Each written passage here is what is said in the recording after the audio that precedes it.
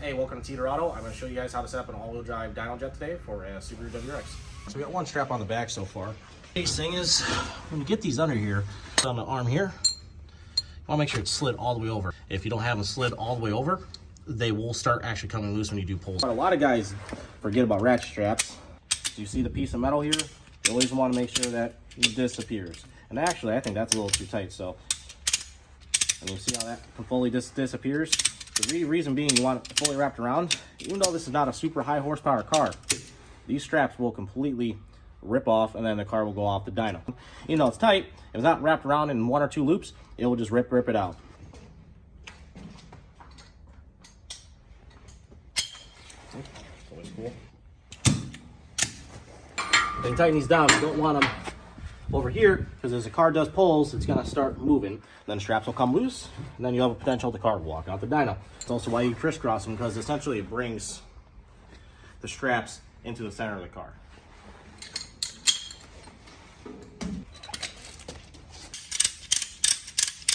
Ratcheting these down super tight, then these will come loose.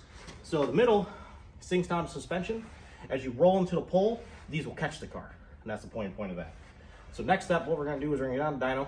I'm going to roll it out. What that means is we're going to take the load off the suspension and then just drive the car to like 20 miles an hour, shut it down, and I'll come back and retighten these down, and I'll show you how loose these actually come. I'm just going to roll it out. And we're good. So you can see how much the car just moved. That is actually normal. So you can see these just came a little loose. All right, now we just got everything strapped back down.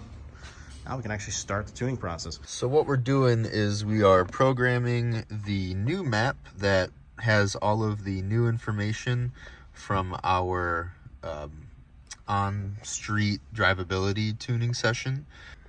You can see the tachometer being used as like a little progress bar, courtesy of EcuTech, of course. Next thing you know, we got to calibrate the dyno, which I'm going to show you guys how to do that. Let's do it. Thing is, we need to be able to get our RPM source. So what we're going to do is we're going to calibrate it. So sometimes you can go off the spark plug wire, which would be our inductive source there. We're going to go off a gear ratio. So essentially what you do is you do the gear that you're going to be doing the pull in. All right, hit calibrate. And you calibrate at half the red line. So say you have an 8,000 red line, you're going to do a 4,000 RPM, and that will calibrate the drums so you can go off a speed there. Give the brake to him. So in this car, we have a 7,000 red line, so we will be calibrating at 3,500 in 3rd gear. See, the car doesn't move now.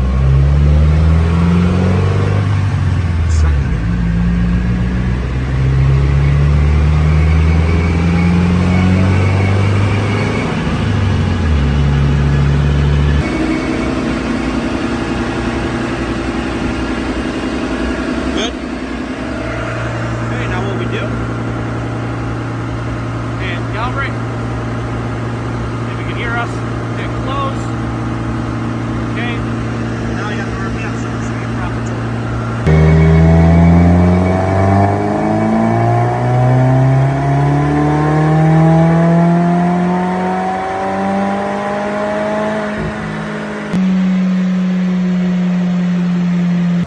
Alright, now that was a baby pull. 236 and 254 torque. Not bad.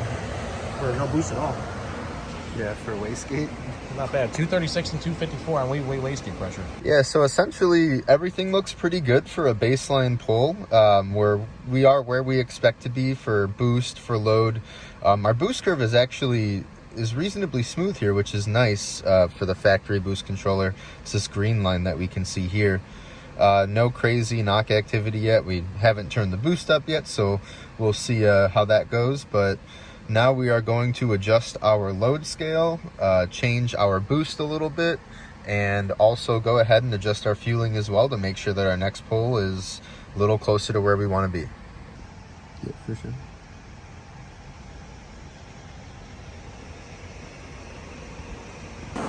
Obviously, coming to the front, we'll check these. These get retardedly tight. Yeah, fan's going. Cool, I guess I'm the tuner now. What, 70 pounds of boost now? 75. Just kidding. 70 is light work. Just kidding. I don't want to see a piston in my ceiling. Or a connector in your wall. Oh yeah. Subaru. Oh wait, yeah. Never mind. Sorry, we're dealing with pancake motors here. What we're gonna do is we're just gonna kind of cruise it for a minute and let the oxygen sensor start trimming and let the ECU start to remember who it is and where it came from. It looks like it's working. We'll do our pull.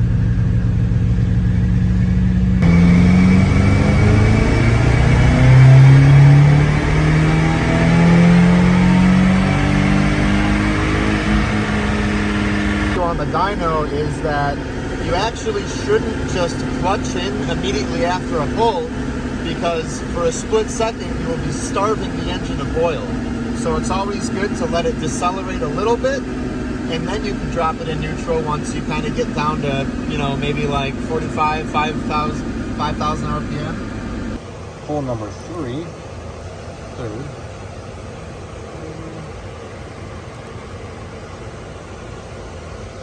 So we have 258 and 285 torque. So about the same. Yeah, roughly the same. If you go to... Picked up a little bit down low, it looks like. So yeah, here's the first pull, second pull, and then... Sorry, the red is the second pull, blue one's the last one. That's what we're looking at. Alright guys, gonna do our last pull here.